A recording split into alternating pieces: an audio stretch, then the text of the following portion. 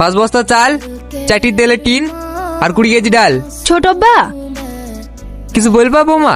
সাথীর জন্য যে শাড়িটা আনেননি, ওই শাড়িটা সাথীর পছন্দ না, তাই বলছিল চেঞ্জ করার জন্য। হো, ঠিক আছে, আমি রোহনকে পাঠিয়ে দিছি। সঙ্গে সাথীকেও পাঠিয়ে দিয়েন, একবারে পছন্দ করে নিয়ে আসবে। ঠিক আছে রোহন, বাজার করে আনার আগে তুমি একবার সাথীকে বাজারে নিয়ে যাও। ঠিক আছে মামা, লিস্টটা করে যাচ্ছি। ভাই, মাংসটা খেয়ে দেখো তো কেমন হয়েছে, আমি নিজের হাতে রান্না করেছি। তুই রান্না করেছি? হ্যাঁ।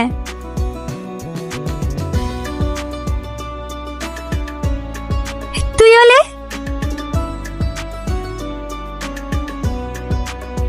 কই রে তোর হইলো? তাড়াতাড়ি আয়, এতক্ষণ লাগে আসতে।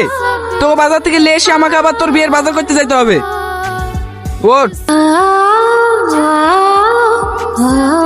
রোহন, বাজারে যখন যাচ্ছ তোমার মামার লেগে একটা পাঞ্জাবি নিয়ে আসো। ঠিক আছে মামি।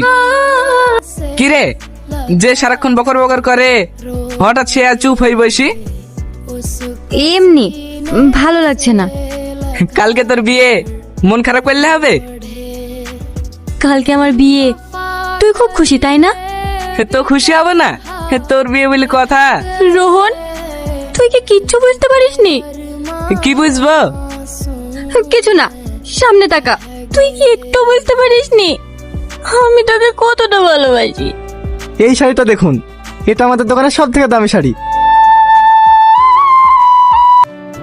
ভালো লাগছে না?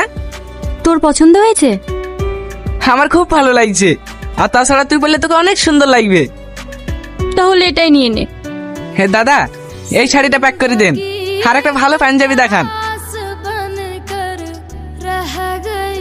রোহন, বাজারগুলো সব করা হয়ে গেছে?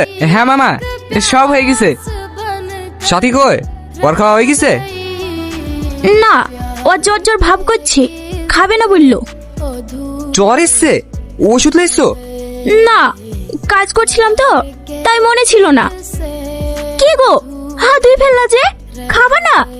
মেয়েটাতে জ্বর এসছে, সেদিকে তো তোমাদের কারো খেয়াল নাই, সারাদিন কাজ আর কাজ। মামা, আমি যাচ্ছি। না না, তোমাকে যেতে হবে না, সারাদিন খাটাখাটনি শরীর, আমি যাচ্ছি।